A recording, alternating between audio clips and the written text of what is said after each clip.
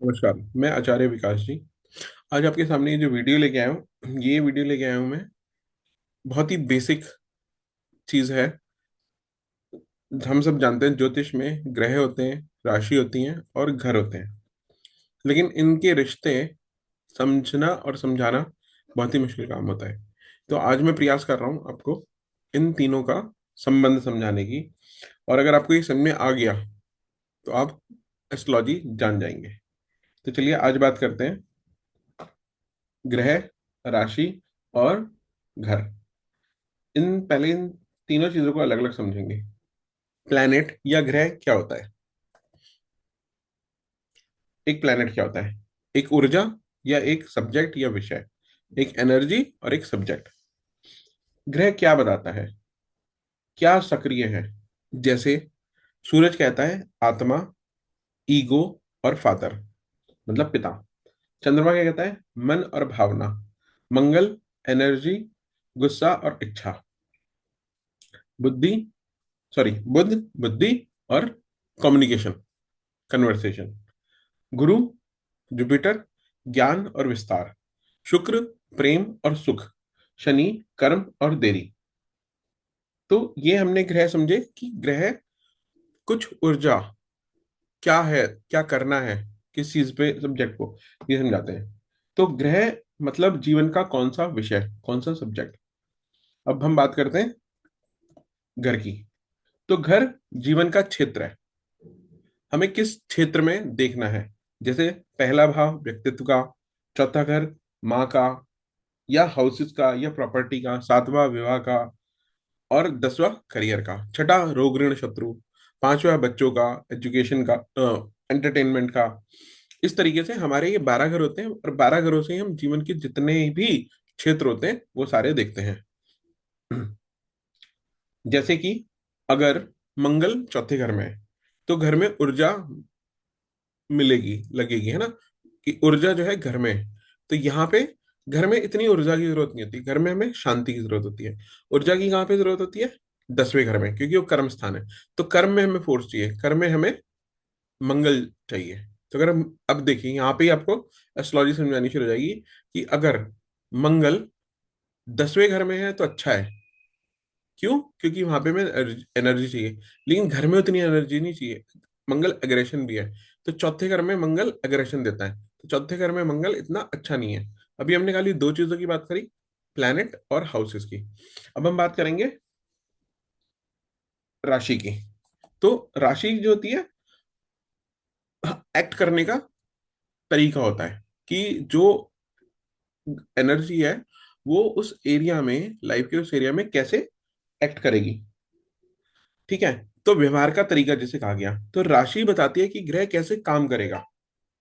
जैसे कि अगर मंगल मेष राशि में हो तो वो सीधा डायरेक्ट काम करेगा। कर्क राशि में हो तो वो हमारी भावनात्मक राशि है, तो वो भावनात्मक हो जाएगा। तुला राशि में है तो वहां वो इतना फोर्स नहीं लगा पाएगा, तो दबा हुआ रहेगा। लेकिन मकर राशि में वो उसकी उच्च की राशि होती है, वहां पे वो उच्च का होता है, तो वहां पे वो अनुशासित होगा।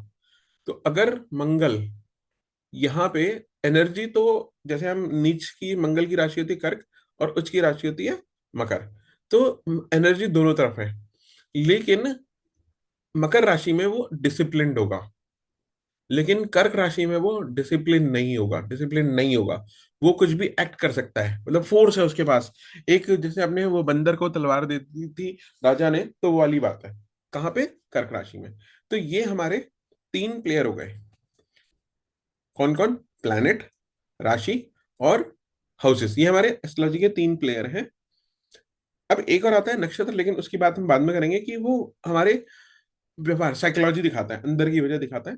लेकिन उसको हम बाद में देखेंगे। अब ये तीन भी अगर हम कर लें तो बहुत सही है। तो हमारा जो फार्मूला बना वो है ग्रह क्या, कौन सी एनर्जी, भाव कहाँ पे एक्ट करना है और राशि कैसे एक्ट करना है।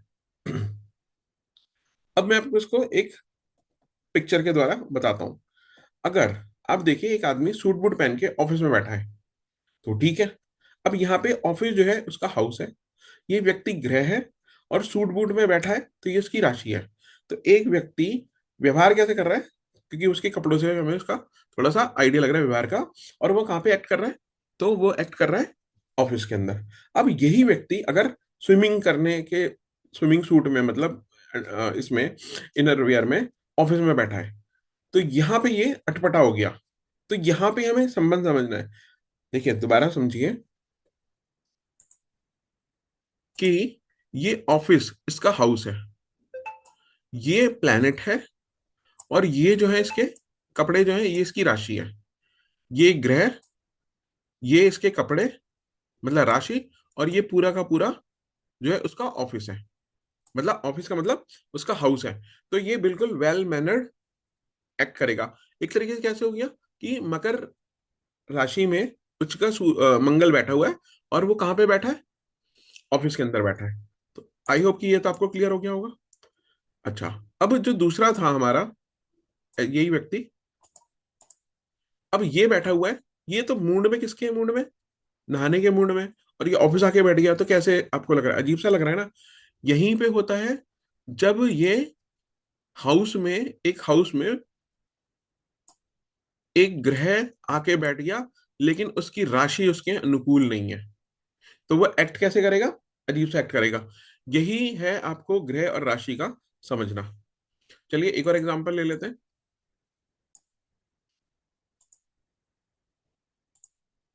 एक आदमी अपने बेडरूम में बैठा है, अब वो सूट बूट पहन के बैठा है, तो क्या वो कंफर्टेबल होगा, नहीं। हम इसको ऐसे समझ सकते हैं कि ये जो हमारा बेडरूम है, ये हमारा फोर्थ हाउस है, या कोई भी हाउस है, हाउस समझ लीजिए। अब और ये ग्रह हमारा, ये व्यक्ति हमारा ग्रह है, और ये इसके राशि है, ये इसके जो कपड़े हैं ये इसकी राशि है। तो अब ये बिल्कुल अनुशासित होके अपने बेडरूम में क्या करेगा, सही काम नहीं करेगा, सही एक्ट नहीं करेगा। तो यही समझना है रिलेशनशिप। ये रिलेशनशिप समझ गए तो आपको आधी से ज्यादा एस्ट्रोलॉजी आ गई। अब देखिए, ये वाला बंदा सही है ना, क्योंकि ये सोने के कपड़ों में बैठा हुआ है यहाँ पे बेडरूम में। ये ज्यादा सूट करता है या ये वाला ज्यादा सूट करता है? इसी तरीके से ये ज्यादा सूट करता है या ये ज्यादा सूट करता है? कहानी बस इतनी सी है, छोटी सी कहानी है, समझाने वाला चाहिए कि आपको वो एक्सप्लेन कैसे करे। अब कुछ और एग्जांपल ले लेते हैं। जैसे एक उदाहरण लेते हैं, चंद्रमा सातवें घर में बैठे हैं और तुला राशि के हैं। दोबारा सुनिए, चंद्रमा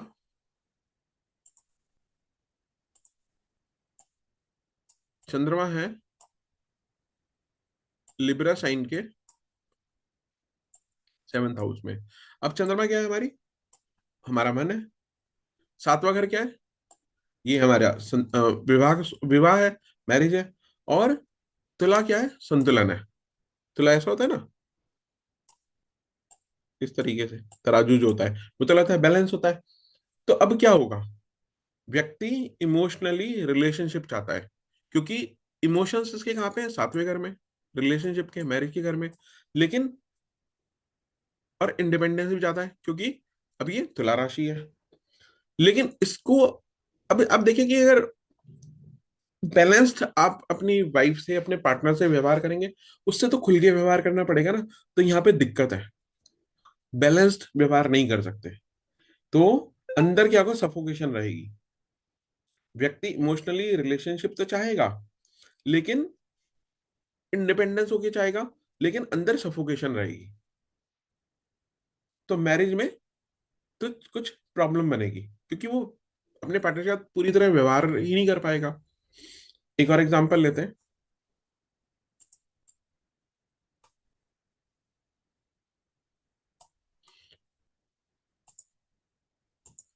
मंगल है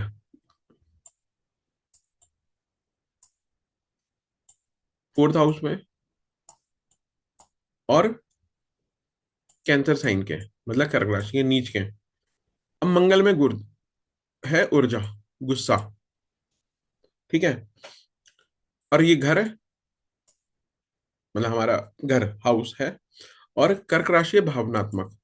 तो ऐसा व्यक्ति या उस व्यक्ति की माँ ये दिखाता है कि उसके अंदर गुस्सा होगा, और इमोशनली वो बहुत जल्दी ब्रेक हो जाती है थी, क्योंकि इमोशनली वो फट पड़ती है। पहली बात, अगर मैंने जैसे एग्जांपल भी दिया था कि मंगल का फोर्थ हाउस में कोई काम नहीं है, ये यहाँ पे प्रॉब्लम करेगा। और अगर कर राशि का होगा तो वो और भी। तो ऐसा व्यक्ति है, देखिए कि जा तो रहा है नहाने, अब उसको बैठा दिया हमने ऑफिस में, तो ये क्या करेगा? ये एक्ट सही से नहीं करेगा। बस आपको यही समझना है कि फर्स्ट ऑफ ऑल मंगल जो है फोर्थ हाउस में सही से एक्ट नहीं कर पाएगा। दूसरी बात है, अगर वो कर्क राशि का है तो उसको कपड़े भी हमने और गड़बड़ बना दी है, तो वो व्यवहार भी सही से नहीं कर पाएगा। तो दोस्तों यही है ज्योतिष, और इसी को समझ लिया तो आपको फिर प्रिडिक्शन आ जाएगी। फिर आपको मारे मारने नहीं फिरने की जरूरत है, आपको बहुत महंगे कोर्स करने की जरूरत नहीं है। अब एक एग्जाम्पल मैं आपको दे रहा हूं, आप कमेंट्स में लिख दीजिएगा। अगर शुक्र 10वें घर में है और सिंह राशि में तो क्या होगा? अब मैं आपको थोड़ी हेल्प कर देता हूँ कि शुक्र जो है वो प्रेम है, कला है। 10वां घर हमारा करियर है, हमारा नेम फेम है ना। और सिंह राशि अथॉरिटी है, तो क्या होगा? आप ये कमेंट्स में लिखिएगा। तो दोस्तों मैं एक बार और फाइनल आपको बता देता हूँ कि प्लैनेट जो होता है वो एक्टर है। वो कौन है? एक्टर है, जो एक्ट कर रहा है। हाउस क्या है? स्टेज है जहां पे उसको एक्ट करना है। और राशि है हमारी कॉस्ट्यूम। अब अगर आप देखिए, एक सैनिक को हम सोने के कपड़े में पहन के, जो जिसमें सोते हैं हम, उसमें उसे पहना के रणभूमि में भेज दें, युद्ध के मैदान में भेज दें, तो क्या होगा? अब एक और एग्जांपल ले लीजिए, उसी आदमी को हमने सैनिक के कपड़े पहना के बेडरूम में भेज दिया, तो क्या होगा? आप इमेजिन कर सकते हैं? बिल्कुल कर सकते हैं। तो यही है आपका एक्टर, कपड़े पहन के वो पहन के कैसे एक्ट करेगा, और एक्ट करने के लिए उसको स्टेज चाहिए, तो वो उसका वो हाउस होता है एस्ट्रोलॉजी में। तो दोस्तों आशा करता हूं कि आपको ये समझ में आ गया होगा। अगर आप इसको डीप में समझना चाहते हैं तो मैंने एक छोटा सा कोर्स तैयार किया है, आप मेरा वो कोर्स ज्वाइन कर सकते हैं। 7 से 8, 7 से 10 दिन का वो कोर्स रहेगा, लेकिन आपको बिल्कुल जो फंडामेंटल है वो क्लियर हो जाएंगे, और आप प्रेडिक्शन करने में मतलब मास्टर तो नहीं हो जाएंगे, मास्टर के भी मास्टर हो जाएंगे, क्योंकि प्रैक्टिस तो आपको करनी है। आपको समझ में आ गया होगा कि मैं कैसे समझाता हूँ। और देखिए, मेरा आज का एक्सपीरियंस नहीं है, मैंने बहुत बार देखा है। मैंने जो बहुत इंस्टीट्यूट्स के गोल्ड मेडलिस्ट होते हैं उनके साथ भी डिस्कशन किया है, उनको भी फंडामेंटल क्लियर नहीं होता। प्रभु की ऐसी इच्छा है कि मैं समझा सकता हूँ, ये आपने देख लिया होगा, आप समझ गए होंगे। लेकिन अगर आप ये मेरा कोर्स कर लेंगे तो आप ये जानिए कि आपको प्रोडिक्शन का ABC आ जाएगा। बाकी पैराग्राफ लिखना, एस्से लिखना और किताब लिखना, नॉवल लिखना तो आपका काम है, लेकिन आप ये कोर्स ज्वाइन कर सकते हैं। मेरा जो नंबर है वो मैं आपको बता देता हूँ, वैसे आप डिस्क्रिप्शन में देख सकते हैं।